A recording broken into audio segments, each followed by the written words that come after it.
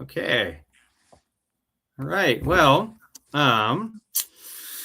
here we are. So, hey everybody, my name is John Dowd. I am a journalist and reporter based in Lolo, Montana, and I have the privilege today of interviewing Jake Herak. Jake is about as close as a person can come to being a real life mountain man these days, while still being connected to society in some ways. Born and raised in the Dixon-Charlotte area of Montana, which is kind of where I first met you. His passions include hounds and chasing mountain lions. He is a consistent member of the History Channel show Mountain Men, where some of the more adventurous parts of his life are featured. In his day job, of which he has many, typical Montana lifestyle, he sprays weeds in the summer, guides deer and elk, and is a full-time mountain outfitter in the winter. And he is also a new father and general outdoorsman. Welcome, Jake. Thank you for joining me today. Hey, thanks for having me. It's been an event trying to link up, man.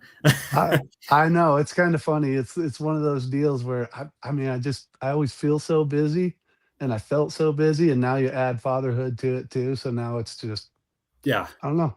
Right when you think it's busy, it gets busier. That's for Right. sure. That is for sure. Well, and it's like you were talking like right before this, you're like, oh, like 5 full-time jobs pretty much is what it ends up working out to. This podcast was kind of going to be about how you managed to be a mountain man in 2026. And I'm sure there's a lot of ways we could go with that. But the first question, I feel like it's kind of the token question, is how did you get into this lifestyle? So that's actually a great question. So neither my mother or father's side is really big into the outdoors. They don't fish, hunt, or trap. Wow. So when I was a young man, I think I was probably in kindergarten or sometime around that age. I actually watched a show called Jeremiah Johnson, and it's about a mountain man who got out of the war and decided he didn't want to be in civilization, and he just moved up into the mountains and became a trapper and started living off the land. And I don't know why, but as a young man, that just really piqued my interest. And the second that movie got over, I went to the kitchen and I stole one of my mom's steak knives, and I actually went out to a willow tree that we had out in our lawn, and I cut down a couple willows, and I took a shoestring out of my shoe, and I made a bow out of a willow, and made a couple arrows, and I just jumped the fence and started tipping over little square bales and shooting the mice as they were scattering. And so that's truly, I mean, honestly, how it started is I was just so fascinated by this guy moving into the mountains and living off the land. And I just thought that was awesome. I wanted to do that one day when I grew up. So Heck here I yeah. am.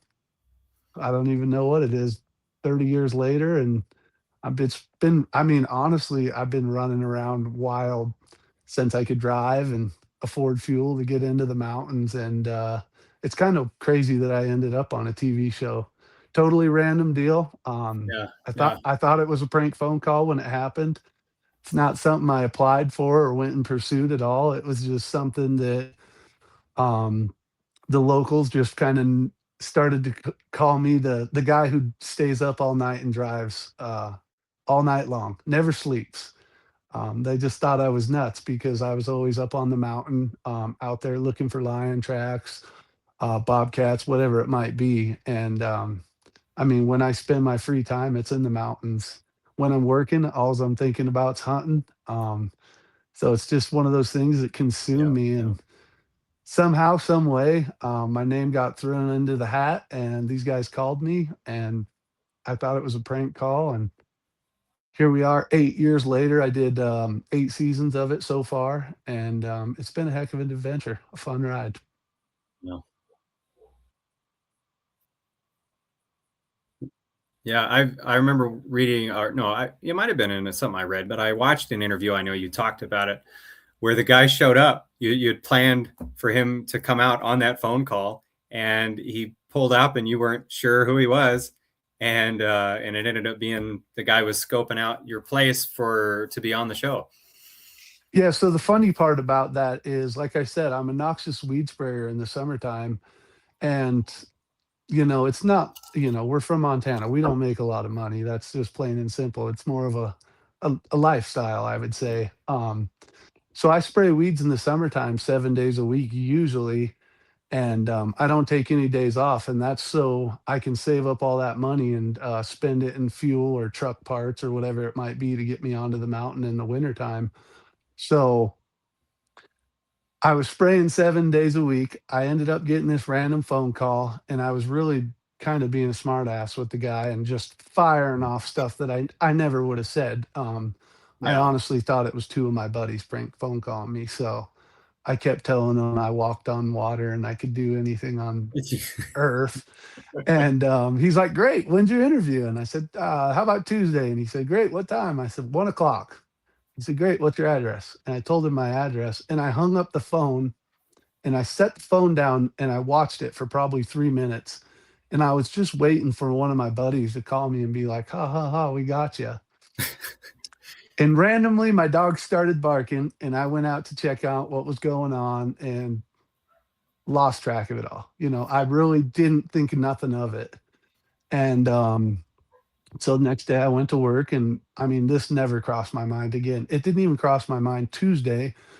When I woke up Tuesday, it was pouring rain, which never happens in Montana. I mean, we Yeah. always pray for rain, but it just doesn't happen. And I woke up and it was raining, so I didn't go to work that day.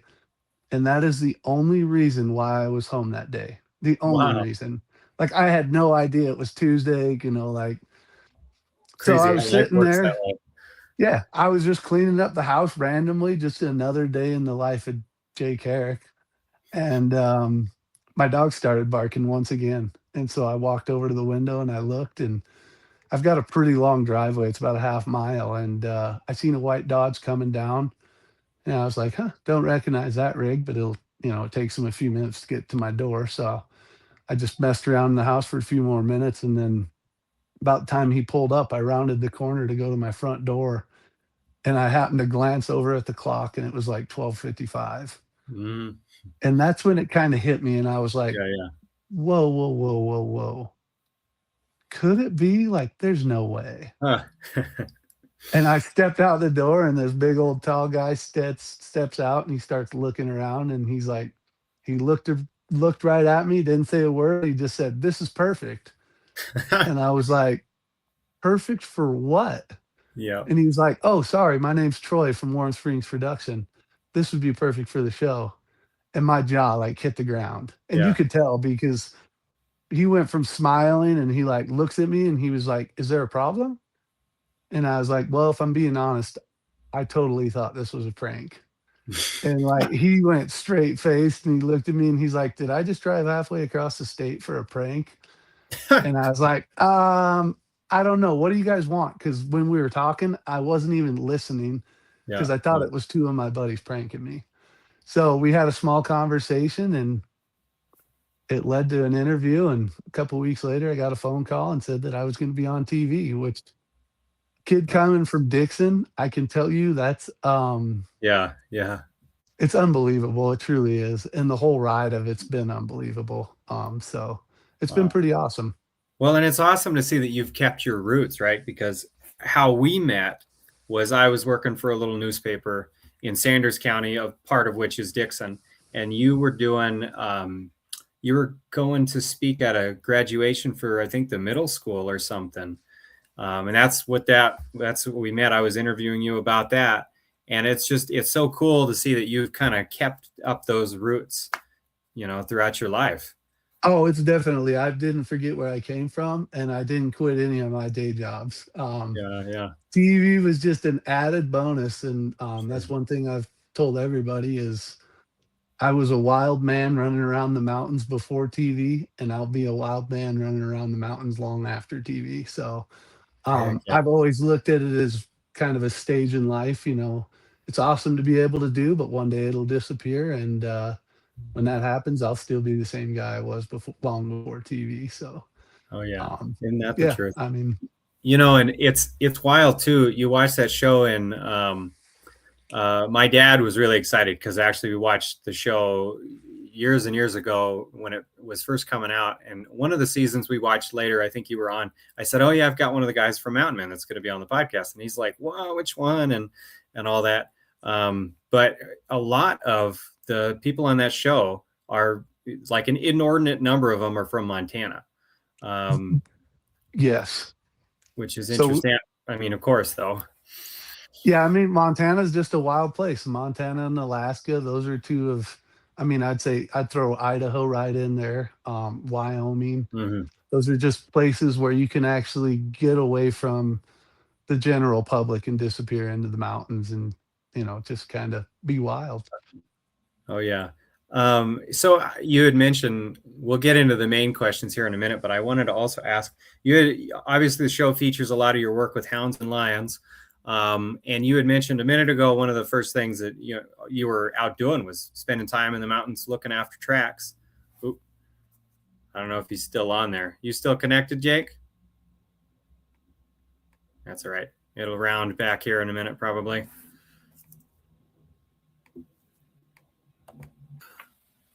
Okay, it looks like we got it back. Sorry, this is how it works when you're dealing with people that live in the mountains. Obviously, yeah. I'm good at breaking computers. I warned you from the beginning. I know you did. You did. It's amazing with two of us on here. Like I have the same problem, so bound to something go wrong. Anyways, so I was asking about because you had mentioned mountain lions. That you did that before you were on the show. You enjoy that. Obviously, the show features a lot of that. There's a lot of things to do in Montana that fall into mountain man hobbies. Have cats always been one of those big things for you? So actually hunting cats was something that I never got into. I think this year was my 16th year running dogs. Okay. So it was something that I never got into until I was out of high school. I was actually about 2 years out of high school. And we never had a grocery store in Twin Bridges when I was in high school, believe it or not. Mm-hmm. And I just happened to be cruising down Twin Bridges, and my buddy flagged me down, and I pulled over, and he said, "Can you believe we got a grocery store?" And I was like, "What? We have a grocery store?" And he said, "Yeah, somebody opened up the old store that was closed down." And Wow. so I turned around and I had to go check it out because we've only just had a gas station, and a store in our small town was a pretty big deal. Mm-hmm. And the second I opened up the door, there was taxidermy all over, and there was a couple mountain lions in there, and there was a local working behind the counter, John Womack, and he's like, "Man, isn't it great? We've got a store." And I was like, "It sure is." And he said, "As a matter of fact, the kid's son said he played on the same football team as you." And I was like, Oh, "What?" And he said, "Yeah, wow. he played on the same football team as you back in Charlo." And I was like, "Whoa, whoa, whoa, what's his Wow. name?" And he said, "I don't know, but he's walking around down at the fairgrounds if you want to go see him." So instantly I go running out of the store and I got to figure out who the heck this is because, we play 8-man football, and anybody you play football with, you grew up with. So, Yeah. Yeah. and right as soon as I cross the bridge in Twin Bridges, I look over and there's Cole Reynolds.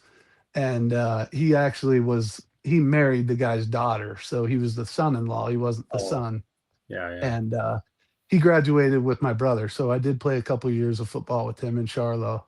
And it was kind of crazy. So I started talking to his father-in-law, and he started telling me that he was partners with the store on the store with his son, and his son was going to be moving here in the next week or so. And he was like, "You got to get connected with my son. You two are going to get along great." Because I'm fascinated by these mountain lions. And I was like, "Do you think he'd take me?" And he was like, "Oh yeah, you guys will get along great." So his son moved there, and I asked him about hunting mountain lions with him, and he said, "Yeah, you can come along with me, and you can kill one." And just like everybody, I was fired up to kill a mountain lion, and I went with this guy for 3 years straight, 7 days a week for like a Wow. 100 days a winter. And on the third year, he finally let me kill a cat, and I'll bet you we treat over 75 cats before he let me kill one. Wow.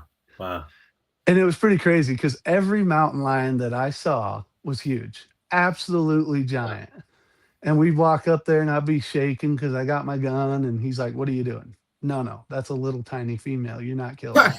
And I'm like, what? What do you mean? It's huge. And he's like, no, no, no, you're not killing this.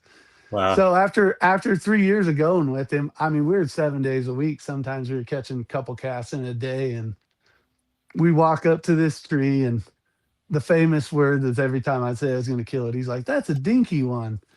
And so we get to the tree, and I have no expectation whatsoever of killing a mountain lion at this point. And he goes, "What do you think of that cat?" And I looked right at him. I said, "That's a dink," because that was his usual answer to me. And he looked at me and he said, "If that's a dink, you ain't ever killing a mountain lion." And so I was like, "Whoa, hold up. Is that the one?" And Is he's this like, the one? Yeah. look at that cat, Jake. That is like 50 pounds bigger than anything we've ever caught. That is an absolute giant." That's got to be hard to see though from like elk and deer and everything. It's hard to tell sometimes. Like, so I hunt antelope quite a bit, and I think I sent you a picture of one I got a few years ago. But Yep. you can't. It's hard to know how big they are. Like that's hysterical. So the best thing I can tell you is you will never ever be told by somebody that they saw a small mountain lion unless they own dogs. Like, Uh-huh. no one ever will say they saw a small mountain lion. It was huge, and Hmm. it is huge. Even Yeah, a they're way small one bigger is than people huge. think. Yeah, they're way Yeah. bigger in So person. a small mountain lion is just as big as the biggest dog you've ever seen, and then Hmm. you add a 5-foot tail. Yep. So that's a 70 pounder. Um, and then when you see, 150 plus pound Tom in the tree, you can tell the difference after you've seen a handful of cats. Sure. Yeah. I Yeah. mean, I always tell people when you round the corner and the head's as big as mine, I have a big fat round head. I always say when it's as big as mine, you've got a real cat in the tree. Yeah. Yeah. So Yeah. Man. um, head size is definitely, there's only one way to properly sex a mountain lion, and a lot of people don't realize this. But at the base of their tail, when you get them into a tree, if you look up underneath the tail, if there's a little black dot.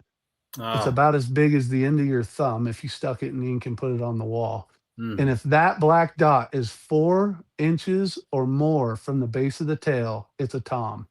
And that's the only way to sex them. Oh. So if it's a female, it'll be right up next to the base of the tail. So a Gotcha. tom will be 4 or more inches more, and that's really the only 100% way you can identify the sex of a mountain lion Wow. when Wow. you get them in a tree. Yeah. Yeah. Yeah. And the thing about it too is you're talking about how you were shaking, getting up close and everything, and it's mountain lions can be pretty spooky. I'm way more scared of moose than I am of anything else when I'm out there. I've had so many run-ins with bears. I've had a mountain lion track me at night. But moose, they will mess you up. Um, I've been bluff charged by a couple black bears. I've never been charged by a grizzly. I've had them stand up on, 2 or yeah, yeah, 2 feet inside of, 50 to 80 yards, and, a lot of times people think they're gonna charge you because of that, and they're just curious, they're yeah, standing up trying to look over and maybe make themselves bigger and intimidate you a little bit. 100%. But a Yeah, moose, I have been treed by a moose that I can yep, think of 4 different times, like, to where I'm just running circles yep, around a tree, and, eventually, I'll just climb the tree and sit there, and, they'll sit there and ears pinned back, mad as heck for a little bit, and eventually they'll wander off. A moose is they will. definitely an Yeah, animal you do not wanna mess with. they will. They will mess you up real quick. Yeah, I've had. Yes. I got to say, probably the scariest was the mountain lion stalking me, just because it was so dark you couldn't really see or know what was going on, so I couldn't read his attitude or anything. But I've the moose. I've been treated by a moose once, and I had to spray another one because I had the spray there. The one that treated me, I'd bag on the ground. I was up the tree. Um, yeah, I had a buddy of mine come out once, and we had a mama black bear that stood up, and he was like, not my buddy was not having that. He was about ready to trail down the mountain. But I said, dude, you just she's just checking us out. Like things are fine. That's a big part of it is like reading the attitude of the animal, and I'm sure that goes a lot into what you do with cats. What are Uh, some of the things you're looking for? 100%. If you get to a tree and a big Tom mountain lion is not asleep, you got an issue. Hmm. The bigger the cat, the more likely it is sound asleep. And I mean, you can have 9 dogs underneath it. We could be having a full on conversation. That cat will not even open his eyes one bit at He's played all. the game before, huh? Well, they know they are the baddest predator on the mountain, and they know Mhm. if you climb that tree, they're winning. So That's they true. just climb up there and they're like, "Hey, if you want to come up here, come and get me." Yeah. Well, he's got you right I where he mean, wants you. Yeah. plain and simple, come and get me. I would say the one thing that I will warn anybody with is if you get a Mhm. mountain lion in a tree and it's moving around, like moving around the tree, and then it starts chewing on a branch. Ah, When it chews on a branch, it's time for you to get out of there because you've already done more than make it mad. God. Um, There's a I've shot they got on one of the shows. I was looking for it here, but I don't know about legal what I can put out there or not. But it's one where you're going in after your dogs. The mountain lions come down, and you have you and the lion all in the shot, and you're trying to pull your dogs away. That is an awesome shot. That's an awesome shot. So I was trying. Did it fall out of like a petrified tree? It might have been. Yeah, it's been a while Because there since. was two. There was two different ones there. That kind of Okay. everything hit the fan, and I run up. The one most people don't realize this because there's a ball of dogs and the snow is flying, and I run up on that thing as fast as I can, and I grabbed a Yeah, stick, yeah, and I was gonna hit that cat over the head. And when I swung the stick, it was yeah. about this long out of my hand. It was about a 10-inch stick. I Yeah, thought because I you got picked all up that a big adrenaline old going. You don't know log. this. I scooped that thing up, went to swing it, and it was like I literally had like 3 inches sticking out above my hand. And about Uh, that time, the dog, the cat busted free and took off running, and wow, yeah. um, it worked out good. So Jeez. I've actually got little man coming to join me in the room. It sounds like, Oh, really? Okay. All right. yeah, yeah, sounds like my wife's a veterinarian, and we're pretty fortunate to have grandma right across the lawn. So we get to Wow, drop nice. Jetman off at grandma and grandpa's for the day. And we've got Vi joining us here. Oh, Jetman, come cool. say hi. So this is one of the movie stars. This is Mm. Viola. She's named after my grandma. Oh, And this is Jetman. He has never been seen on TV, so this oh, is his cool. first adventure on a podcast. Heck yeah. He's 14 months old, and we took him to his first tree at 10 days old. So Heck it was yeah. pretty awesome to get him under a bobcat. I haven't taken him to a mountain lion yet because Okay. when you take a kid that's under 3 foot to a tree, Mhm. a mountain lion will never take their eyes off that kid Yeah, ever. sure. Yeah. Like they lock onto those kids. Let me close the door. Yeah, go ahead. Yeah, because that's like They perfect lock snack time. they lock onto those kids, and they will not take their eyes off of them. So Mhm. it's something that, I mean, I'm willing to take anybody to a tree, but when I do, it's definitely you got to pay attention and Yeah. make sure they're safe. Yeah. Oh, yeah, for sure. So kind of jumping into the main part of the conversation, you're a pretty active social media mountain man. I guess Yeah, it's safe to say. How I don't want to. We've got some questions at the end. I don't want to stumble on too much because it's going to be a lot of the similar kinds of questions. But how do you balance mountain man life with now having a kid, getting him into school, getting him into, there's a lot of moving parts there. How do you keep those things together? there's definitely a lot of moving parts when it comes to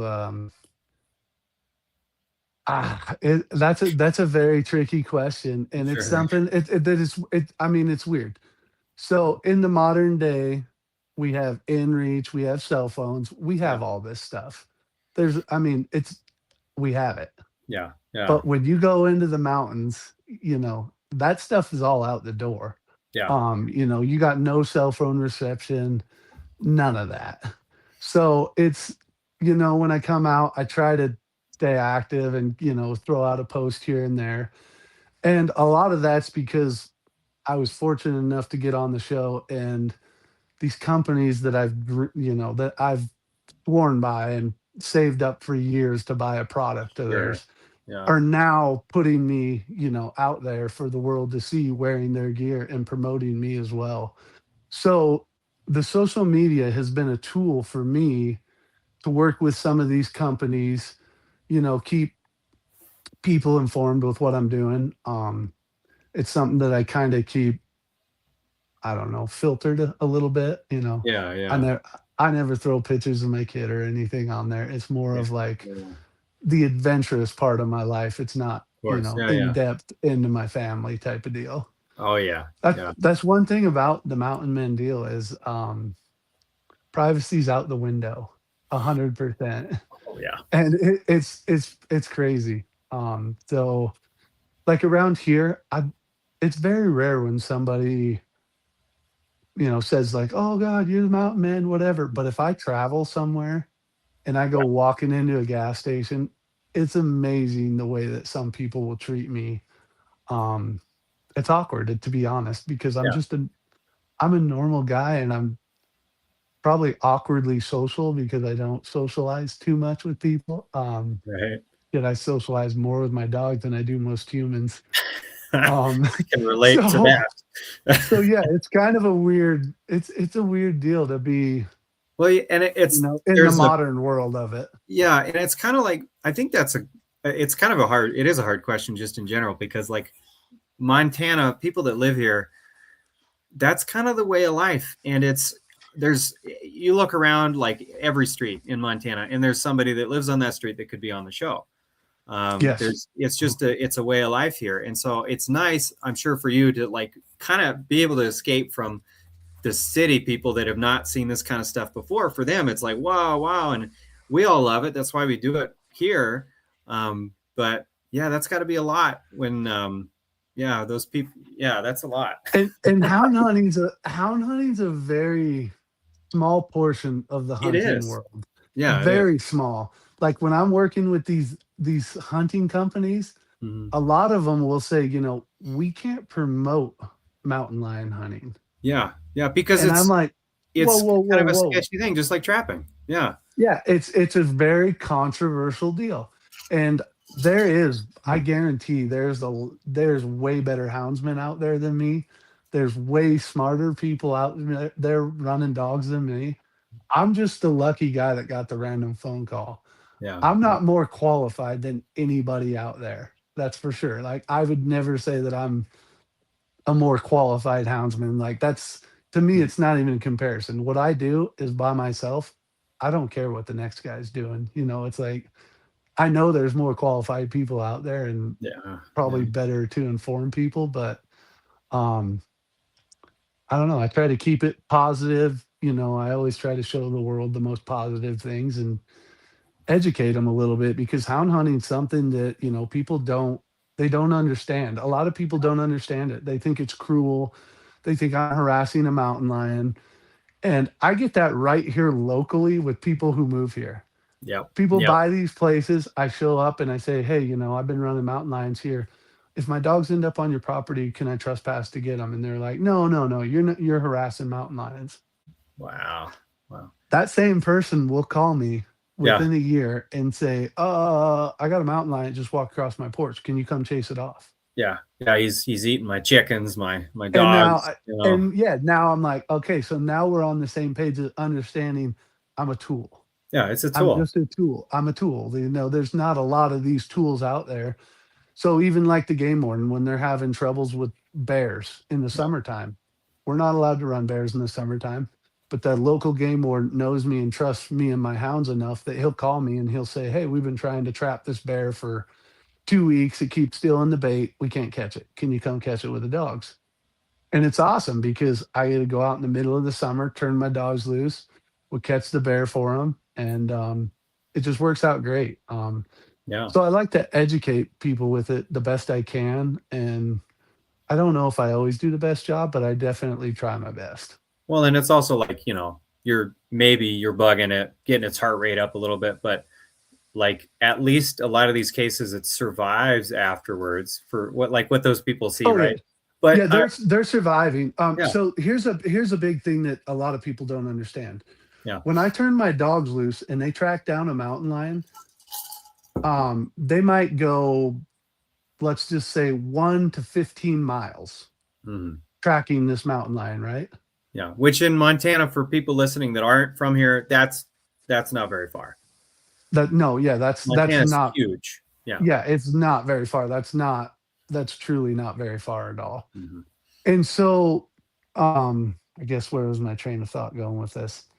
Talking about they don't get killed. They're usually So what happens vegetable. is my dogs will run this. They're not running the mountain lion for the Mhm. whole. Let's say it's a 7 miles to the tree. Yeah. I turn my dogs loose. They go 7 miles. They pull up treed. Now I'm able to tell they're treed because I have GPS on them Mhm. and it has a level in it. So once those dogs look up for X amount of time, it trips that Oh, level and it tells me that they're cool. treed. Yeah. I So didn't realize I'm that's how it sitting works. there and I can go, okay, they're on this cliff. I need to get there as fast as I can. Most Mhm. of the time, I'm already in hot pursuit on foot. If Yeah. I'm by myself, it's kind of funny, comical. I run. Like I'm literally running. Like people sometimes think it's for TV. I bet you I run twice as fast and more often when I'm not on TV Sure. because it's just what I don't know. I'm Well, weird they like got it. that. They can't. I was going to ask how the cameramen keep up with you because you're going, man.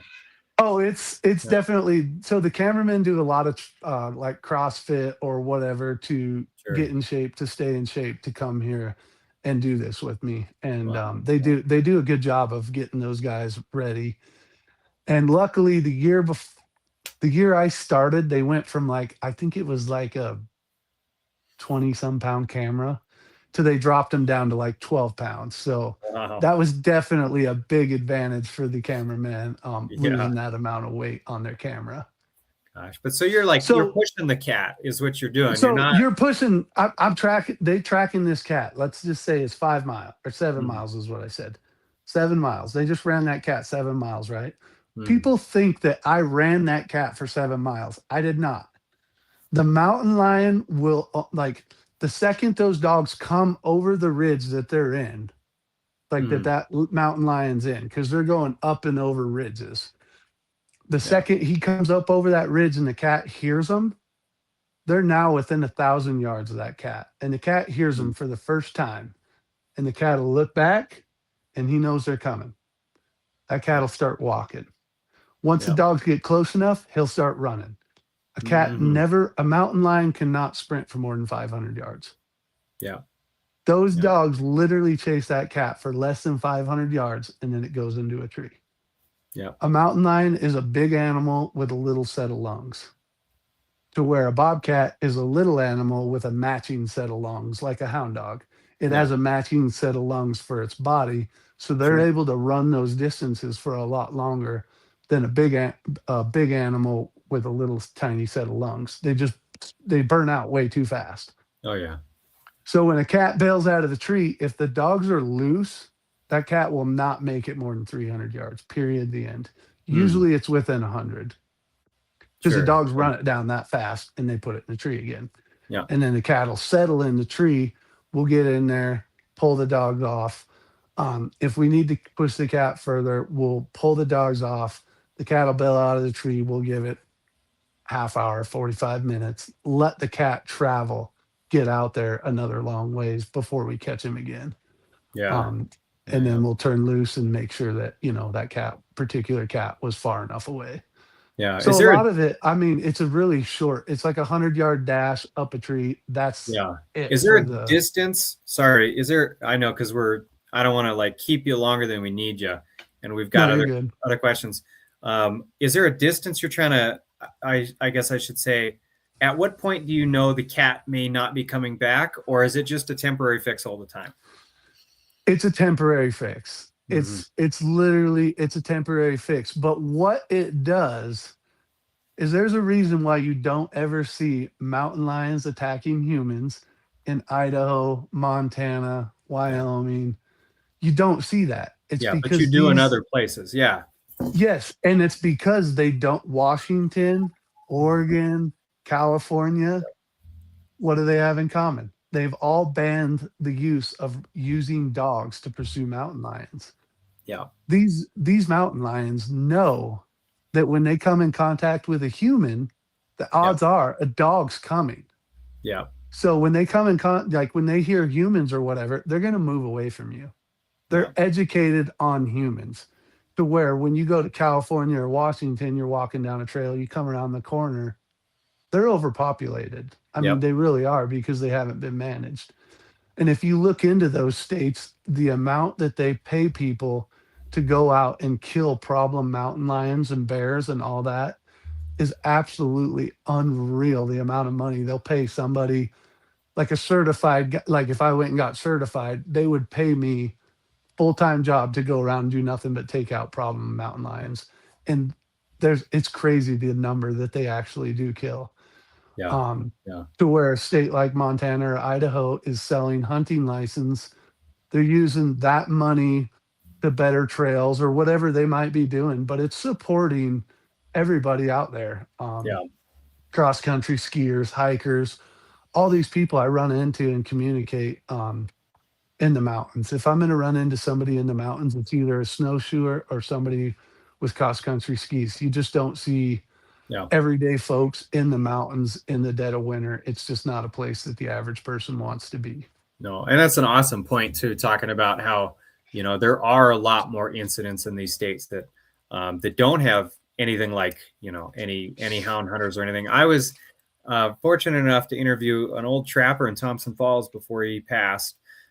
He was one of the state trappers in Colorado. He was one of those guys that they pay to get rid of problem animals, and he just that literally like what you're saying he was echoing. He said that there was just such a problem because they didn't really manage it properly, and then it came down to him to do that. And a lot of the guys he worked with that trapped, they didn't have they it wasn't done in the best most ethical way because the training wasn't there. There wasn't a culture behind it like there is in Montana, a culture of hound hunters.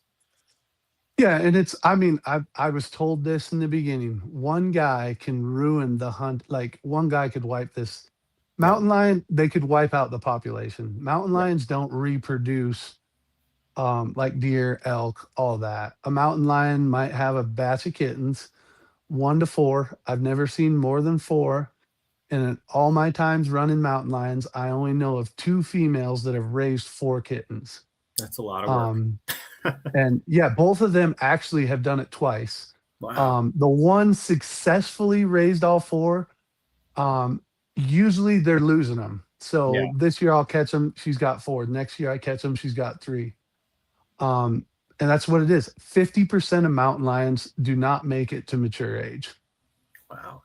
Wow. And that isn't because of humans. Like they're doing a big study over here in the Pioneer Mountain Ranges, about an hour from me, and they collared I think 5 females, 5 toms, and that was done last winter, Okay. not this winter, but the winter before. And I believe of the 10 collared cats they have, I think 3 are still alive. Wow. 2 were What's taken by hunters. okay. What's the age that most of these cats reach maturity where they can separate from the mom? Anywhere from a year and a half to 2 years. And so Oh, with that, a lot of people, if you see a mountain lion, usually it's a subadult. It's an immature one that's with its mom, and its mother is right there somewhere. yeah. Its mother just knows not to move. She's just sitting tight, waiting for you to walk by.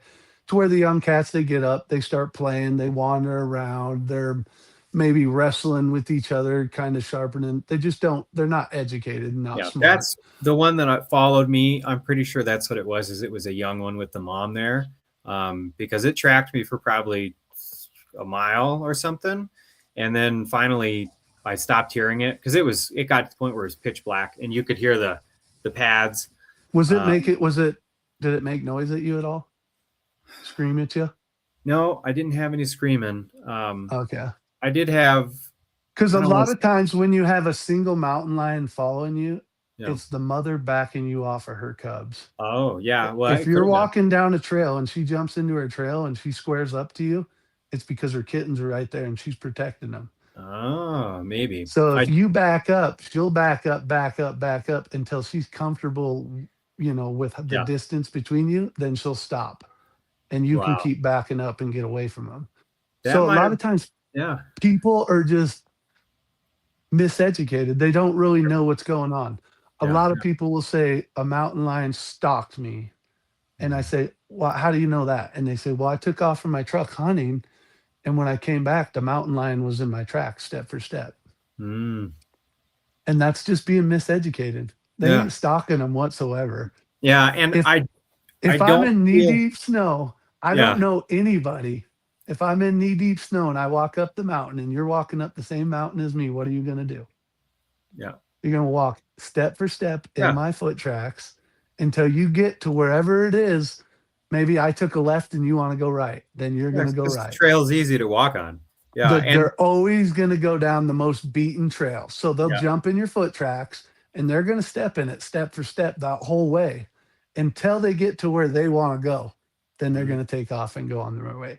Yeah. So a lot of that's just being misinformed, but I'm not Sure. going to say that it doesn't happen as well. Yeah. Because, like I said, those females, if they have really young kittens that they know aren't going to get away from you like a subadult might, Mhm. they're going to jump out and they're going to back you up because they know that if they don't, they're going to lose their kittens.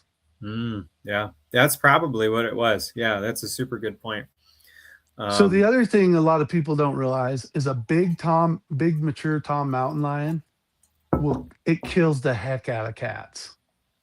So once these yeah. mountain lions get to 150 plus pounds, they start killing each other off. This Sure. big tom, any cat that it comes upon is competition to him. And if it comes upon a female with kittens or subadults and they don't belong to him, he'll Future kill them. competition. Yeah. He'll kill them. And the Mhm. reason why he kills them is not competition Oh, really? Okay. because mountain lions breed year round. And the faster he gets those kittens off of her, the sooner she's going to come back into heat Yeah. Yeah. and carry his offspring and not your offspring. Yeah. Yeah. So I can't tell you how many times like when I have a big mature tom lion come into a drainage that I'm like, we need to get somebody here now and get rid of this cat. Because if you follow that cat for 10 days, step for step, you will find a dead mountain lion.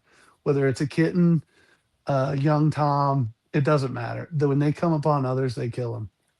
And that's what they're finding out with these studies is they're thinking that these lion populations are huge, but what they're finding out is it's actually a group of lions that are covering whole mountain ranges. Wow. So right off the bat, when they get into the pioneers, they catch 10 cats and they got them collared. Well, now they drive to the opposite side of the mountain range, and I'm talking 40 miles away as a crow flies, which is 80 miles in the mountains because as a crow Yeah. flies is a straight line. When you're in the mountains, you go climb up a face, a half a mile down a face, you're just going up and down instead of straight across. Okay. And they just cover so much country and they just wipe stuff out. So it's definitely um, they're finding out that lions are managing themselves. They treat all these cats. They went to the complete other side of the range, and the next thing they know, they're catching their collared cats. And they're Wow. like, "Whoa, well, there's not more cats here. It's just this cat traveled over to there." Yeah. And so, and they've collared mountain lions in Colorado that ended up in Montana. They've collared them in Montana that ended up in Colorado. And I Yeah. mean, you're talking interstate cities. Yeah. Yeah. Um, You Take know for that. instance, Missoula, Montana. This is the best Yeah. thing I can tell you. Missoula, Montana, one of the bigger cities in Montana. Hmm. I have taught my cameraman how to attract a cat. Yeah. These guys live in the middle of Missoula. It's not like they live next to each other. They're all Yeah. over Missoula. Yeah. Yeah. Every Yeah. one of them sent me a picture of a mountain lion now in their yard. Wow. Wow. So for you guys in Missoula, Montana that don't think you have a mountain lion under your porch, you Oh, yeah. do. Well, yeah. I They're mean, there. you hear all this stuff about, them getting into people's stuff and especially up the rattlesnake there. I mean, Yep, it's a all of problem. them. It's a problem. Yeah.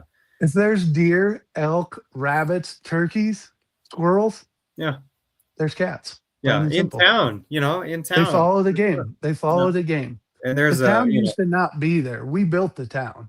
right. The Well, cat and doesn't there's know that. yeah, They there's a don't. bunch of metropolitan deer that live in Missoula too that are, scared or nothing. So yeah, easy Yeah, pickings. and that's just it. I mean, the bears, when they get into the trash, Mhm. they get used to you going out and yell at them. So the fifth time you yell at them, they just look at you and go, whatever. Right.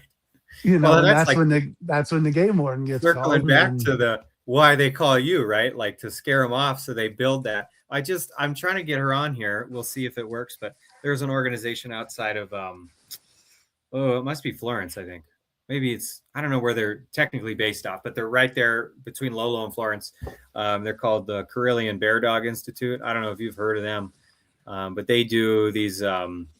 Essentially, it's the same kind of thing, but they're using these particular dogs that are kind of like it's a I'm gonna do not quote me on this, but there's some kind of Nordic breed of dog that they use to for hunting bears in somewhere in Europe, um, back generations. And they bring these dogs here and they train them to essentially spook bear and put that fear into them of people, especially problem bears in metropolitan areas and semi-rural areas. They do it. But the gal who started it, she invented bear spray, which oh is kind wow. of yeah, kind of wild. So I want to get her on here to talk about that. But she's a very humble person, so it's difficult to get her on. Um, but yeah, it's I think people don't realize how that management is super important, not just for people, but for the health of the wildlife as well. Yeah, so another thing that people probably don't realize is there's quota systems set in place in Montana. So every mountain range has a quota, which means you can only take X amount of cats before it's closed and there's no more taking cats in that Yeah. area. And how they set those is biologists. Mm-hmm. Well, how do the biologists know how many mountain lions are in the woods? Yep. They call the houndsman. Yep. I mean, mountain lions are the toughest animal out there to study because they're so elusive. They're an animal that doesn't move around in the day, and if they do, they don't get seen very often. Yeah. If you see one mountain lion in your life, that's okay. If you see two in the same area, they're overpopulated. That's Interesting. what they say. I Yeah. mean, that's legit. I mean, I have in all my times of doing this, I've seen less than 10 mountain lions, and I'm in the woods. I'm in the woods so much more than anybody else. It's not Yeah. even funny.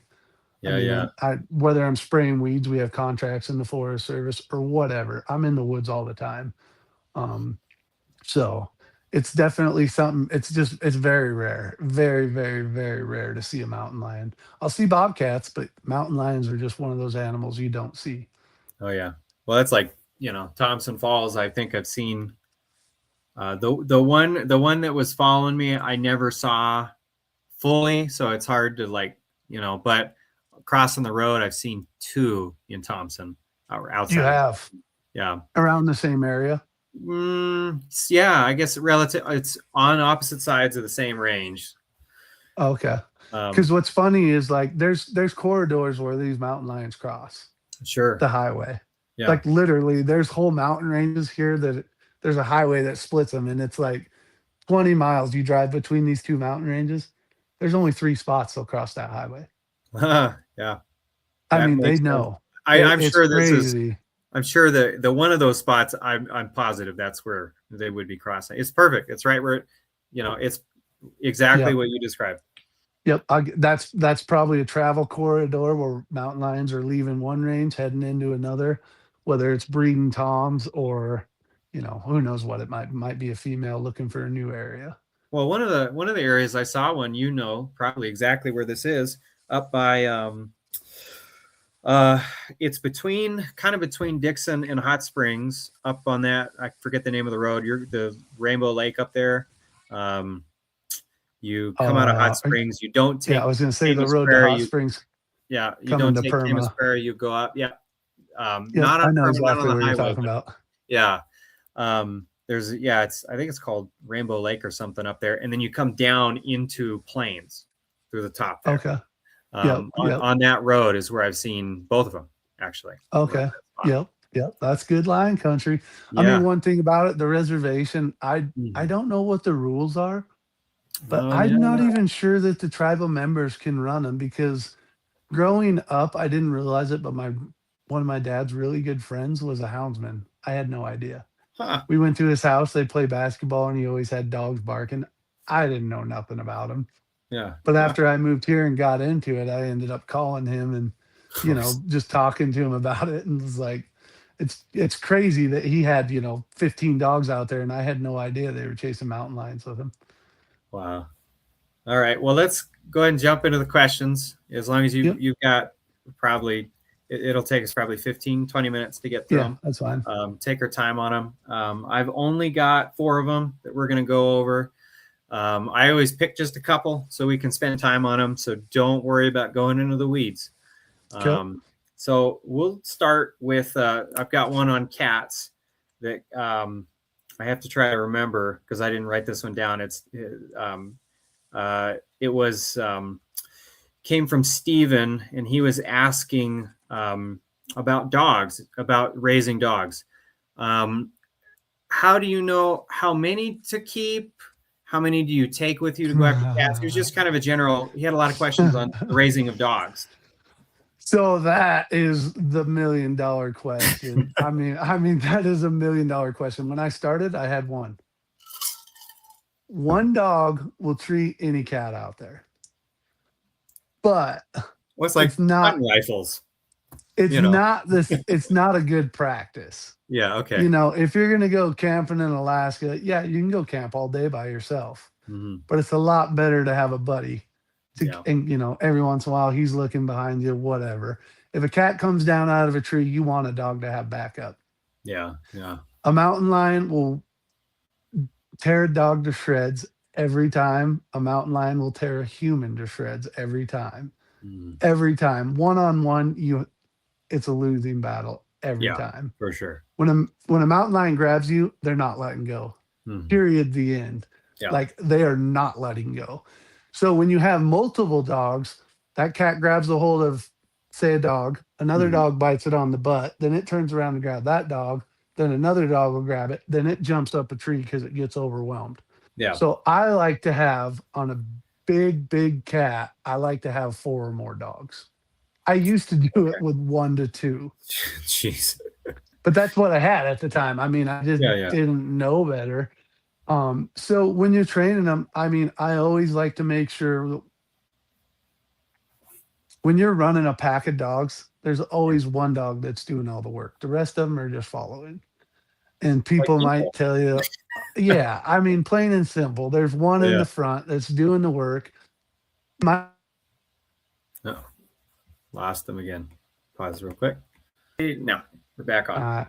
All right. So with the dogs, I mean, that's definitely a trick question on the number of dogs you need. Sure. But you're trying to So generationally, like the head one you've got is training others, and you want to have that rollover. Is that part of it too? 100%. You definitely want to have an old mature dog with a young dog. Hmm. And what that'll do is it's a weird thing to say, but mountain lion hunting is easy if you go with a good houndsman. Okay. It'll also be the hardest thing you've ever done in your life if you go with someone with untrained hounds. Yeah, makes sense. Yeah. Because a lot of times, I mean, and it's a lot of work. Once you figure it out, it's easy to train them, but there's a learning curve to it for sure. And, like I said, sometimes these dogs might go 7 mile and pull up tree. Wow. How many times do you want to walk in 7 miles and get to a tree that there's no mountain lion in it? Right. Yeah. You want to talk about frustrating is when you get to a tree and there's no mountain lion in it, you got a big problem. So Yeah. having an old mature dog there is good because a lot of times they'll go into these trees, they'll circle around, and they'll make sure that that cat did not leave the tree before they pull up tree. To where a young dog, they lose it underneath the tree. First thing they'll do is look up and just start treeing. They don't even know if the cat's there or not. Wow. They Yeah. just know they They're too lost the excited. scent there, so that's where it is. Yeah. It's They're there, too and they excited and quit ready to looking. go. And that's Yeah, they don't know to keep looking before they go back to that tree and pull up tree. They just go to that tree and pull up tree. man, that's so funny. That's so much like people. Yeah, and I went, yeah, Every dog has its day. That is a fact. They Yeah, say that saying, and it's a fact. Like my best dog gets beat by my slowest dog yeah. one day a year. It happens. Every dog has their day. Wow. Yeah, it's funny. I went hunting with some guys who I won't name because I don't want to badmouth the company, but I went turkey hunting with them, and like we were out there, and this guy obviously had never turkey hunted before, and we were out there first thing in the morning. Immediately, once they start waking up and you hear the gobble, he's up and going towards the tree, and it's like, dude, like, Whoa, wait, whoa, whoa. wait, like, Talking chill about out. the animal with laser vision. Yeah, of course he had like Kuyu, like his pants were like as he would walk, you know. Yep, of Like, dude, course. I'm in like blue jeans and whatever, and Clicking his heels. oh Like, man, you'd be hunting with my brother, and like you're hunting, you're moving along, and next thing you know, you hear a rock. You're like, huh. You hear another rock, and you're like, and you turn around and he's kicking rocks. yeah.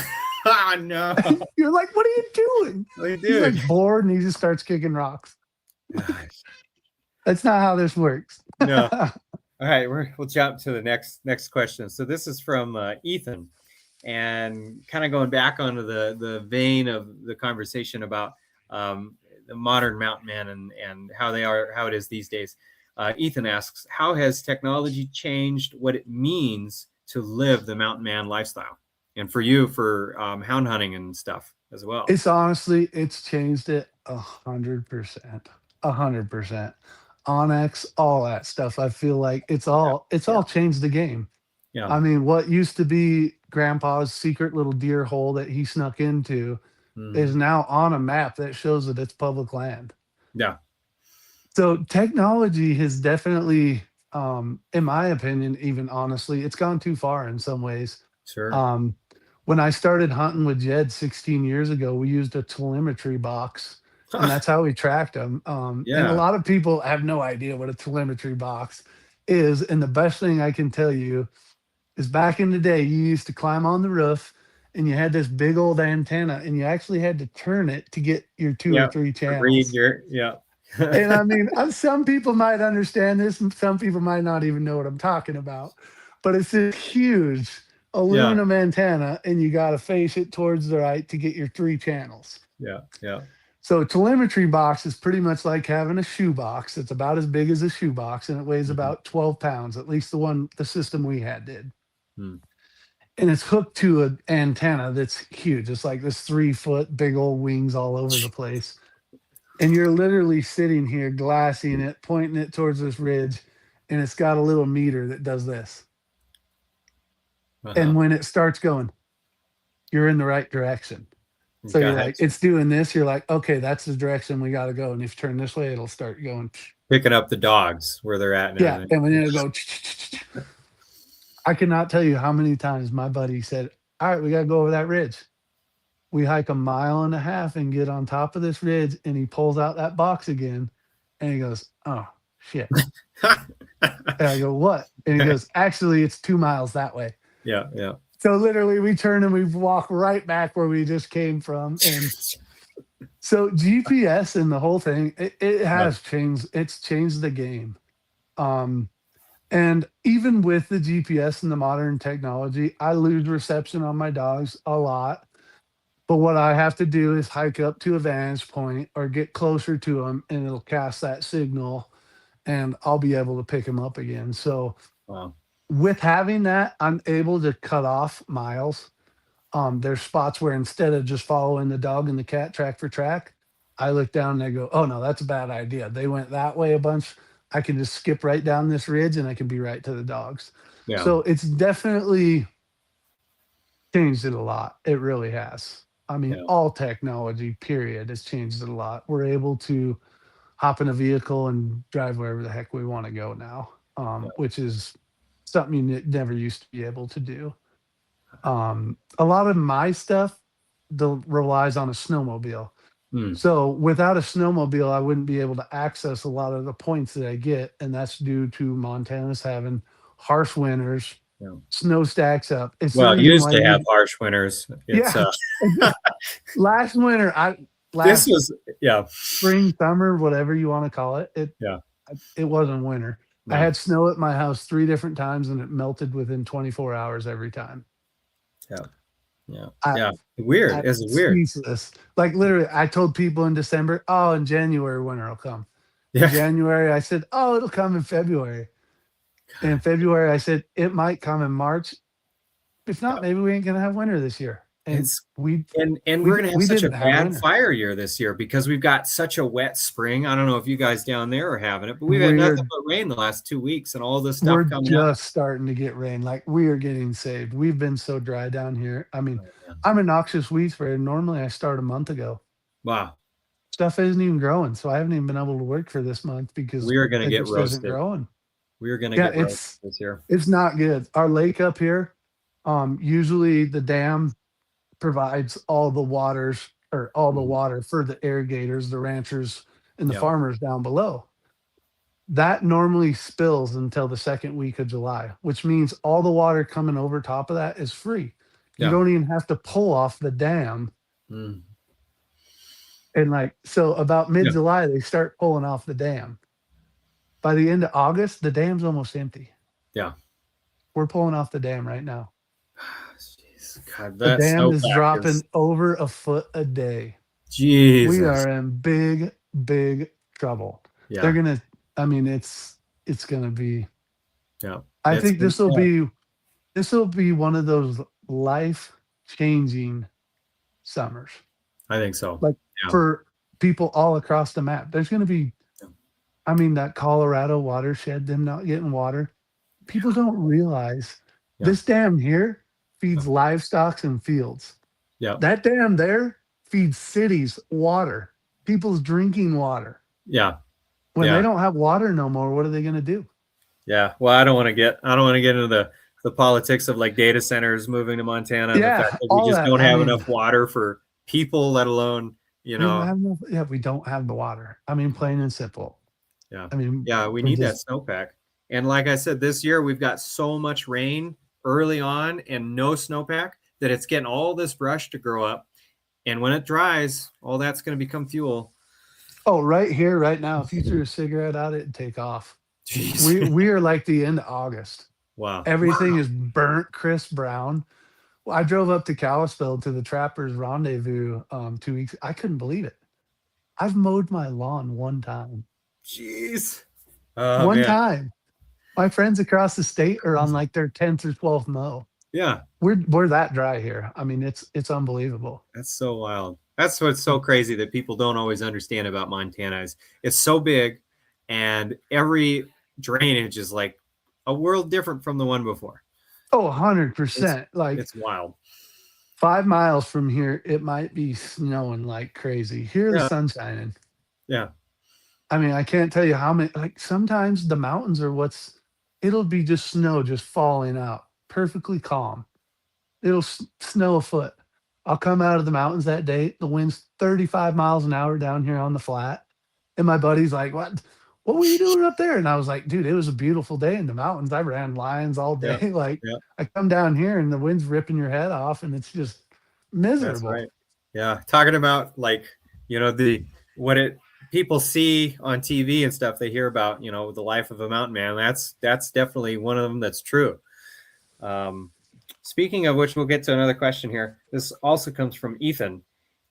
He's asking about advice to be more self-reliant without completely leaving, everyday life behind. What are some things that they can do, I guess, to live more adventurously?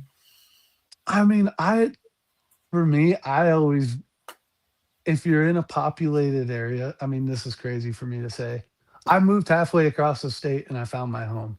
Hmm. Um, if you're not happy in life, this is kind of going to go off on a different subject, but if you're That's not okay. happy in life, move. Yeah. You can move. Literally, you can move. Yeah. If you don't have friend groups around you, there's people out there that are just like you. Mm-hmm. 100%. Even if all you think about is hunting, which is all I think about, there's people Yeah. out there just like me. Right. I mean, it's just, you just got to move to the right situation. And then once you're there, go spend all the time you can by yourself. Yeah. I mean, it's the 20th century. Like you hike to the tip top of the mountains, and a lot of spots you can probably get cell phone reception on one of those ridges. Now, you're not going to have it 99% of the spots, Mm. but there is a spot or two in the mountains you can hike to and get yourself service, Oh yeah. which never used to be like that. Have you jumped into the GMRS world yet? The radio, GMRS radio? No, I Oh haven't. man, When not I ham. I can't do the ham thing. Like I got a buddy here who keeps pushing me into it, but I can do GMRS, way more user friendly. when we started this, we were all like the CV trucker radio, trucker talk, like Yeah, yeah, yeah, because that was the only yeah, when I moved to Twin Bridges, we didn't have a grocery store. yeah. When I moved to Twin Bridges in 2006, there was two spots on the highway you could park your car. And get You had to reception. be within 50 yards. Yeah. You had to be within 50 yards of these parking spots to get reception. God. That's it. You Yeah, couldn't call 911. You could be in the town of Twin Bridges, Sheridan. You couldn't call 911. Cell phones didn't work. yeah, You'd run in somebody's house and call 911. But that's just how far it's come. And yeah, honestly, the second they drilled fiber optic into our valley, oof, game changer. yeah. Oh yeah, yeah, People can now work remotely from anywhere in the world. yeah, So now you have people that were, stuck in an office in the city that are moving out here to, a spot right on the edge of Forest Service, and they're saying, "Hey, stay off my land. You're harassing mountain lions." 6 months later, they call me. "Hey, I got a mountain right, lion on my porch. Oh my god, it just chased my dog!" Like, and it's like, dude. welcome to my world. Right, right. Like, You, welcome. yeah, you want to get into the GMRS thing. I think you'd get a kick out of that. It's like CV, but it's a bit better in a lot of ways. It's kind of like the middle point where you're not quite a ham, but you have to have a license that's like super easy. Takes like To 5 minutes get to get, yeah. But you get the capability of like ham radio out there, and there's dude, it's shit. So we do a youth nonprofit camp group called Project Descent. He's actually my next guest, probably Friday morning or Sunday. I'm not sure when we're going to do it. The CEO of that organization, he's also a school counselor, and we're going to talk about youth in the outdoors. Um, but we got on the GMRS train for what we do because we're hiking out in the backcountry. If we have to communicate down with base camp or move people around, it's awesome. It's super powerful for what you would do. I'm sure, um, you know, because CV that's from your vehicle. You could hand carry. I mean, I guess there's some hand carry CV stuff. so I will say this: hunting, trapping, Mhm. fishing, they're lost arts. They If are. you're hiding your fishing hole, your favorite hunting spot, and Yeah, your trapping spot, guess what? It ends with you. yeah, yeah. It's Now, true. when you bring those young kids, and I do it all the time, like I talk at schools, I offer these kids to come with me. I offer to teach them to trap. And Mhm. like the second you teach that kid to trap, you now have another person just like you that's Yeah, going to carry on the tradition. that's And you it. want to make sure when you get out there, you give them a positive experience. Yeah. I'm not going to take them out there on a 40 below day and freeze their butts off. No. Yeah. Yeah. When you go out there with your kid and you're making a bunch of noise, just accept it. Give him Yeah. some snacks. Who cares? Yeah. He'll Well, learn in that's time that you're going to yeah. spook animals by doing that. But you That's need to exactly bring him out there and it. annoy yourself Yeah. and mess up your hunting hole or whatever, Right. Right. because that's the next guy that could be fighting for trapping or, Yeah. whatever, or against it because he has no idea what it is. Yeah. When Well, I and go that's when I yeah. go put on these little trapping deals for kids, there's two types of kids. Mhm. There's the kids who have trapped, and there's the kids who have no idea. So you'll get the little kid who's like, "Oh, I got a trap, and I put it out there, and then I got this gopher, and it squished his brains." Yeah. And You then got you got that. all these other kids that are like, and I'm like, "Hey, let's not tell that story. Yeah. Like, that's a story for another time." Like, Right. Right. so, and then there's the kids who have no idea about a trap, and they think that if it hits them on the hand, it's going to kill them. So then Yeah. I Yeah. stick my hand in the trap, and they're like, and it's like, look, it's okay. It didn't hurt me. Pull it Yeah. off. It's okay. They Yeah. don't kill you. No. And that's exact. It's a fear thing, right? I Yeah. guess the other side of that would be if you wanted to take a country guy and take him to the city, if all you tell him is stories of traffic and everything else, he's never going to want to go. But if you say, hey, we were able to go to these restaurants, the food was delicious, we were able to go to this, watch this band play, like it's there's difficult things with everything, and you just got to A feed them hundred, the right stuff, right? yeah, 100%. It's all about just, yeah, Yeah. making it enjoyable, sharing it. I mean, you gotta share it. You have to share it. If you Oh yeah. don't, you're What's the fighting future of this yourself. stuff, right? It is As soon as 100%. you start a generation not going outside, then the next generation is going to see that, yeah, let's cut down that wooded area because we can add a big convenience store there. They don't care about the trees, you know. No, they That's don't get that. I mean, it's crazy. And then there's people who are against hunting that go down to McDonald's every day. yeah, yeah. I mean, I don't. Well, it's for me, It's hunting, crazy. It is right? Yeah, crazy. for me, hunting is almost a spiritual thing, right? Like you're not only tapping into something primal, but something that is so innate in the human. And that's not just killing something, it's being a moving piece in nature. We're managers, right? We Oh, build farms where we manage all these animals. We've been doing that for, they like to say that like intelligence jumped up when we started building. I have an anthropology minor, so this is the that coming out. But they say that like we started building agriculture centers, and that's when we started getting intelligent. I don't. That's not how it works, because people no. have been doing. You know, we're managing. Look at the Native Americans, right? They were managing herds of wildlife in a very indirect way, but it was important to how that wildlife functioned. And that's what we do as hunters now. Is we are a management tool that people don't always like. Unless you're in that world, you may not understand that that's how that works. Yeah, I mean, I'll say this. I would never kill another mountain lion in my life if I'm not forced to. I'll never kill another one. Yeah, I'll walk thousands and thousands of miles the rest of my life pursuing them. yeah. I never intend to kill one myself, ever.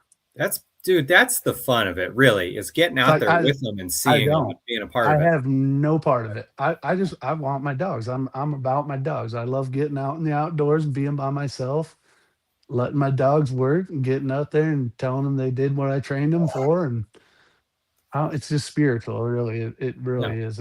It's crazy how stress relieving and yeah. carefree and everything about it is just, yeah, it's unbelievable. Oh yeah. Once you get hooked, you're hooked. It's a Yeah, you can drug. tell too. Like hearing you talk It's a about it, drug. it is a drug.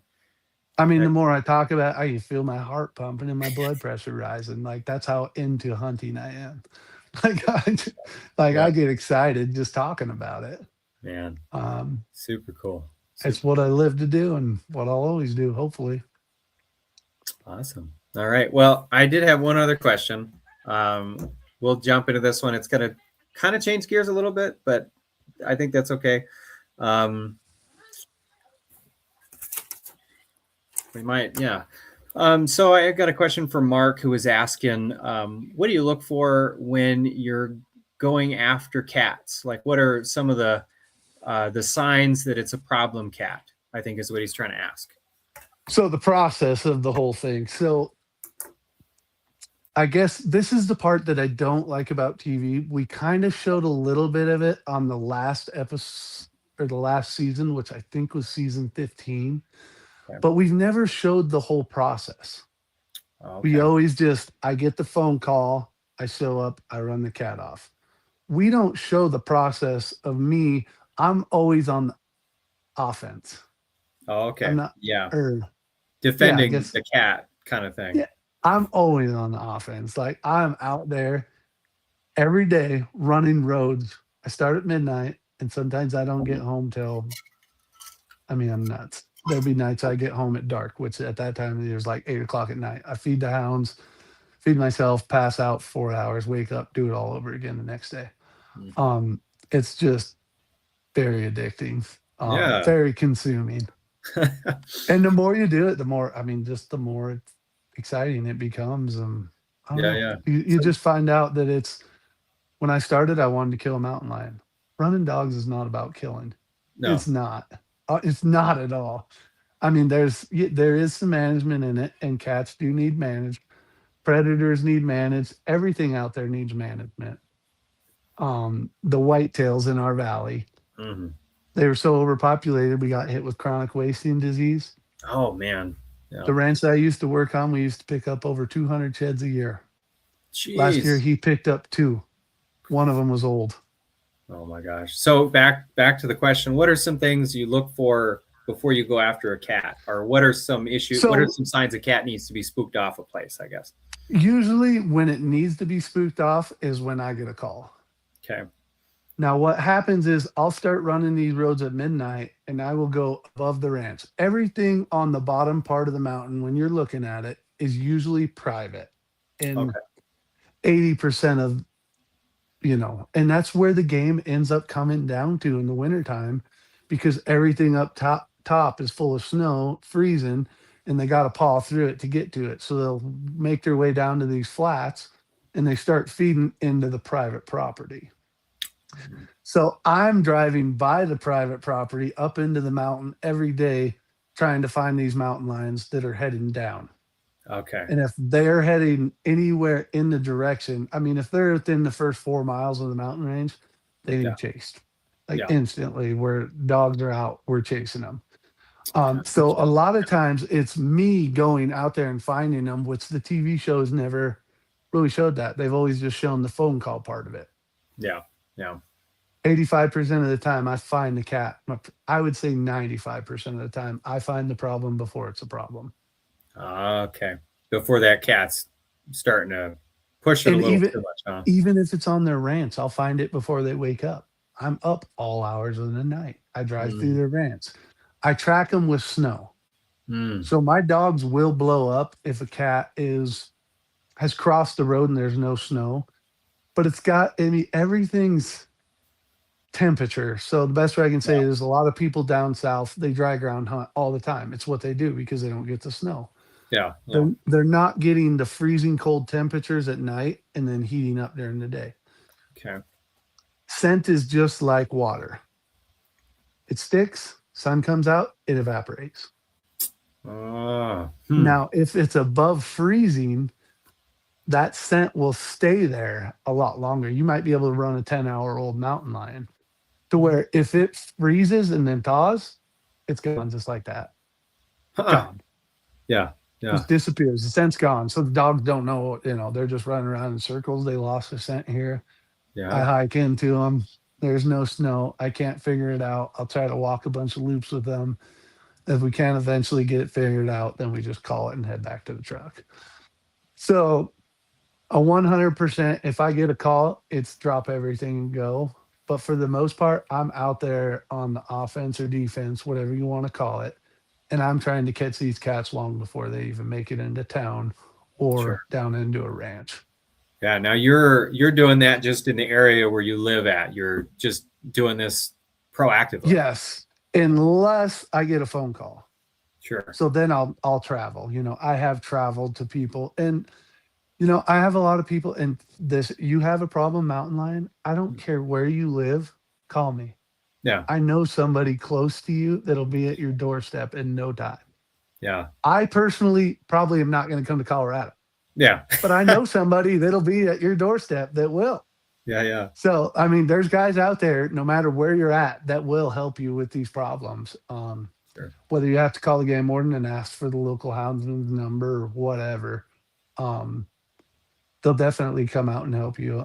There's no houndsman out there that when you call them and say, "Hey, I got a cat here," they're not going to come run it for you. Right. Right. And now we're talking when these cats are like killing livestock and getting into people's stuff and starting to become I problem mean, cats. even if they just show up, the Yeah. second they show up, you need to get them pushed out. Otherwise, that's when they start becoming a problem. Yeah. The longer they're there, the more likely they're going to get into your business. Yeah. Plain and simple. Yeah. Because Yeah. they go from hunting there to like, oh man, this is nice. This is home. And the next thing you know, they're living under your porch. I can't tell you how many mountain lions sleep under people's porches Yeah. with their Yeah. kids, their dogs, I would say they start everybody seeing that little 5-year-old snack walking around. Yeah. running. I mean, they're running up and down these porches. The cat's under there all day, every day. Yeah. I have a fishing access here that I chased a tall mountain lion into 10 times. And when Wow. you get to the access, it's always snow blown. Like It's the most one of the most popular fishing accesses. There's 5 cars in the parking lot every time, 5 to 15. Wow. People and their waiters getting all their talking, doing their thing, and here I come walking up. My dogs are running circles, and they're like looking at me like, what are you doing?" And I'm sitting here like, man, I don't know what I'm doing. I ended up here again. I don't understand this. And I ended up in this parking lot where all these people were 10 Yeah. times Yeah. over 2 years. That's a spooky sign. No, No. no, no. As I'm sitting here in this parking lot, I look over and there's a culvert, probably Uh, about my chin height. I'm talking this pipe comes out of the hill and it's 4.5, 5 feet off the ground. And I looked at that thing and I thought, nah, no way. And I walk up there and I stick my head in it. Yep. There's the mountain lion. Yep. It was a culvert cat. It lived there, period. The Wow. rest of that, the quota was closed. The cat couldn't be taken, whatever. I stopped during the summer Mm. randomly, probably 6, 7 times. Guess where the cat was? That's where he is, huh? Wow. Every day. He hunted at night. He went and lived in the culvert every day. Yeah. There's people there talking. You could Yeah. be yelling, screaming. It didn't matter. He's in the culvert. Nobody ever looked in the culvert and found him. Wow. You Yeah. could kill the cat without dog. You walk up and just, I mean, he was in the culvert every day. That's what it did. I found it in Jeez. that culvert, and one day we chased it into, after we figured out that culvert, we ended up chasing it into a second culvert that was about a mile and a half down the river. So I'm Yeah. pretty sure between those two culverts, that's the only place that cat ever slept during the day. Wow. Right there, just yards away from where people's kids are out playing, their dogs are out running around, and Everybody's out right there. jeez. Everybody. Yeah. No So one that's ever thought to look in the culvert. yeah. Let's talk about I that didn't. sticky piece. You know how people are against the going after the cats and everything. Like, well, they just, they don't really attack people. They leave people alone and everything. I don't know if those people, because I grew up with They've stories never of, had an experience with them. That's yeah, all yeah. it is. I get I it. know a lot of people who've had cats take their dogs, pull their sheep through the fence. I mean, Horses, they hor- love colts. horses. Love Yeah, horses. yeah, I don't know what it is about horses and sheep are the biggest problems. yeah. Cattle, it's a lot more rare. Sure. It really That's is true. a lot more rare with cattle. Sure. And so what you're trying to do really is like keep that, for lack of a better term, generational fear in these cats of like people equals bad. Let's stay up in the mountains where people are not, you know, Yeah. and You just want to educate them. Like literally, that's I'm just educating. That's the best way I can say it is yeah, yeah, when you get out of the truck with your kids and your dog jumps out and it hits the ground and it barks woof, woof, at your kids and you throw it a ball. yeah, When it hears that, I want that cat to know yeah. ain't no business here. It ain't hunting no more. It's time to get out of here. Oh yeah, The second he hears a human voice, they know, like, okay, this isn't good. That ain't food. We're getting out of here. I mean, you just got to educate them. And I mean, I guess that's what I'm trying to do. oh yeah. Well, cool, man. I think we've reached the end of our time. That's the end of the questions I've got for you. Um, I know that we were supposed to be done probably around 5, and it is not 5. Yeah, But I that appreciate happens. you sticking around. Yeah, not a problem at all. I mean, it's good to chat with you. It's fun to Oh, yeah. talk about adventures and, I mean, pass on like this podcast. This will be here long after we live. I mean, me and you will both die. Yep. Somebody out there might look this up on the internet and God knows when 20 Yeah. 2100. I don't know. Right. But it's crazy. It's like same with TV. It's forever. Yeah. So it's important to come out and talk on talks like this where, if someone doesn't understand mountain lion hunting, maybe they could listen to this and kind of get a little bit further educated with it. Yeah. Oh yeah. Very cool. Well, And the other thing I will encourage is contact your local houndsman if you're yeah, against hunting and ask him to take you once before you form your opinion. And if you sure. go out with that guy a time or two and you don't like hound hunting, so be it. You don't like it. You can tell the world about it. Yeah. Yeah. But try not to judge something you've never experienced because I can tell you right now, it's nothing like you believe it is. Sure. It's Yeah. Even it's like seeing it on it's an TV, it's not the unforgettable same. experience. It's Yeah. really it's when I take people out and they see that mountain lion, and it's so cool to see other people get to see them for the first time, or Sure. get to see how athletic they are. They'll jump out of a tree 60 foot up, hit the ground, and disappear before the snow settles. Gosh. I mean, people don't understand that's two telephone poles. Yeah. They carry the power to your house, stack two on top, put a mountain lion on the top, and it'll Yeah. jump off, hit the ground, make a poof of snow, and before that snow settles, the mountain lion's gone. It's like supersized cats, like your house cat can, jump like 8 times its height. I mean, these are just giant sized cats. Yep, cats only think three things: Yeah. can I eat it? Can I play with it? Can I have sex with it? That's all Yeah. they think. No different than a house cat. And you can argue with me all you want. Watch your house cat. A mountain lion's just a big house cat. Oh You yeah. get out your laser pointer and you do this, your cat's doing this and swatting this. And I mean, you can attract them, you can bait them in with food, or they breed. And that's all they think. They don't think about going down to the lake for a swim or what movie's on Friday night. I mean, that's nature's definitely a little more brutal than people give it credit. Yeah. It's animal eat animal world. If they don't eat, they don't live. They Oh don't yeah. get to go to the store. Yeah. Plain and It can simple. be. And that's kind of the lens people should sometimes look at this stuff through. It's not this, beautiful, happy go lucky, animal utopia out there. It can get No, rough. Yeah. if you think so, watch a pack of wolves for a week and see what they do. I Yeah. mean, yeah, they're a great, beautiful animal, but when they jump into a herd of elk and kill one and eat it, and then they jump into that same herd of elk an hour later and kill 10 of them and don't eat them, Yeah. they're just Yeah. killing for fun, showing their. It's the reason why Yellowstone doesn't have any elk anymore. The Right. wolves got introduced and they figured out, hey, we can bring our young dogs in here, all our offspring, and we teach them how to kill. And they'll see hillsides with 30 or 40 elk dead on them, untouched. And Yeah. that's just because they're out there killing for fun. Oh yeah. And Well, and part of it too is that the subspecies. This is getting probably things we probably shouldn't talk about, but whatever. yeah. The subspecies that we've reintroduced isn't quite the one that was here generationally. So, No, yeah, and the, that's a fact that's too. part of the I mean, I don't problem. know.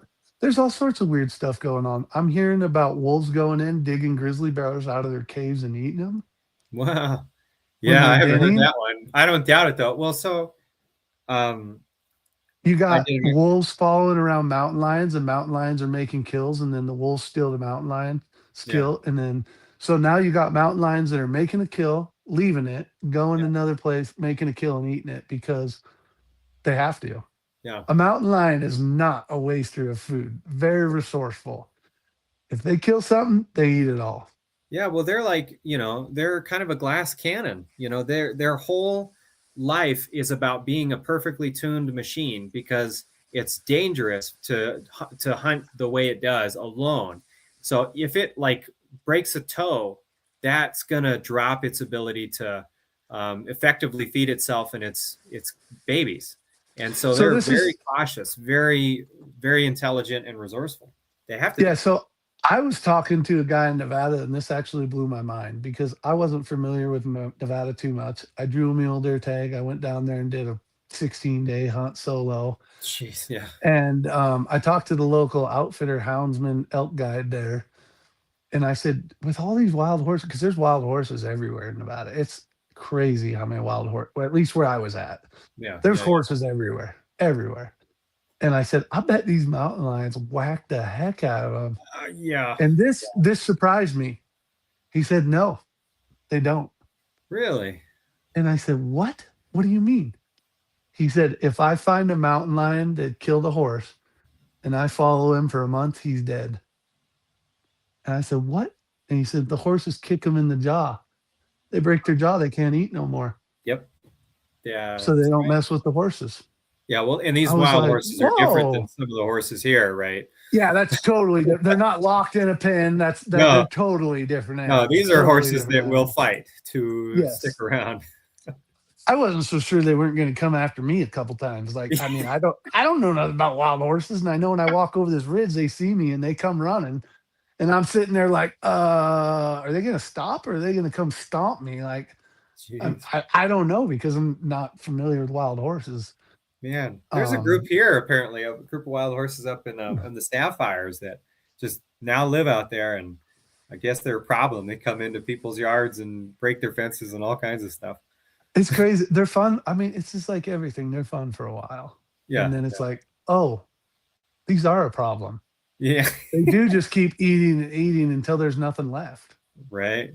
I mean, it's just it happens. I mean, it's a circle of life, I guess. It's just That's what it right. is. Yeah, Cause and effect.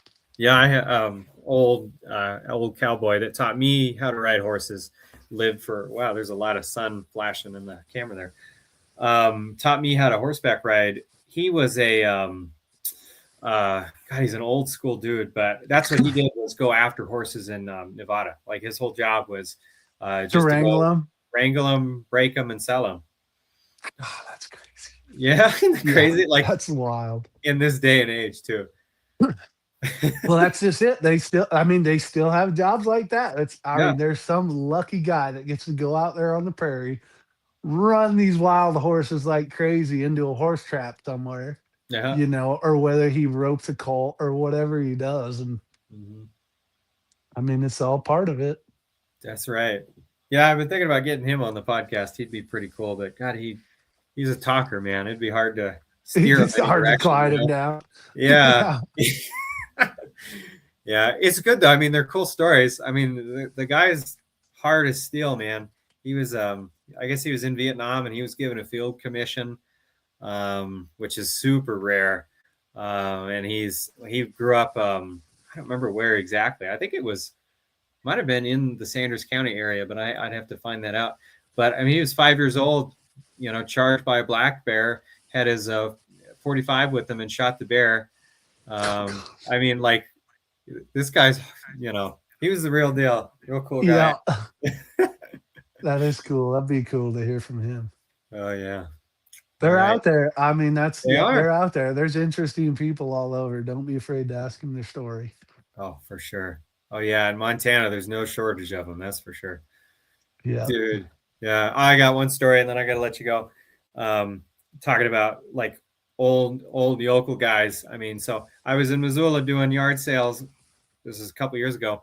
And I found this guy selling these traps. Like it didn't look like anything special. We start looking through and picking up these feed bags, and he had traps everywhere. And we're like, oh wow! And I start looking into it. I was wanting to get into doing some trapping and stuff. And so I go up and ask him how much he's selling traps for. And I tell you, so he was sitting down, right? And this is how I knew he was like a trapper for real for all his life. So he gets all excited, like, oh yeah, let me show you. Yeah. He gets up He's like got the miner back. he's been over traps his whole life, right? Yep. Yeah, Yeah, I mean, that's a sign of trapping or a miner. that's Like, literally, they almost got the hunch in their back from it. it. That's it. Yeah, yeah. He'd been stooped over traps his whole life, man. Yeah, and I mean, it's work. People think you just go sit in a trap and catch an animal. You're wrong. You got to Yeah, set them, check them, make sure they're functioning. I mean, especially in Montana, you're yeah, covered with snow. They're freezing, they're thawing. yeah, It can be a nightmare, yeah, but it's fun. It's yeah. fun. It But it's really fun. is. That's part of the deal. You're up there and in the snowstorm and everything, looking around, saying, "Why am I doing this?" Yeah. It's okay. Well, it's fun. It's funny. Yeah, You go out and you set traps. Like, I set traps in the middle of the night, and then I go back and check them in the daytime, and I'm looking. And I'm like, why did I set a trap there? It's just like, why did that make sense to me in the pitch black of night? yeah, yeah, It's just like that. There's no trap that should be there, but there yeah. is. So I mean, you gotta try. You gotta yeah, try. I mean, See if yeah, it works. that's just it. I mean, that you have to try. That's how you learn all That's these things. Yeah, that's a Right. fact. Yeah, trial and error is the best way. I mean, yeah, that's the way I've always learned. I mean, I've never studied a lot of anything. I just go out there and do it, and I learn. Yeah. Everything I know about mountain lions, I was self-taught. I mean, nobody educated on me. It's just experience. It's not No, stuff I made up. It's just experience. Literally, is all it is. that's right. Yeah. I mean, there's definitely more educated people out there about mountain lions, but as far as experience goes, I just have lots of experience with them. So I just tell my experience. I mean, your guys's might be totally different than mine, but that's just my side of things and how it went for me and how I see it. And I don't know. Hopefully, anybody watching this that's seen me on the show, I represent houndsmen well, and I I've think always so. tried. I I mean, think so. I've always tried to represent us the best I could, and I definitely know there's probably better men for the job out there, but I was the one who got the weird lucky random phone call. So Right. I'm doing my Well, best to run with it and keep at least one of us out there chasing them. right, right. Or then it's gone.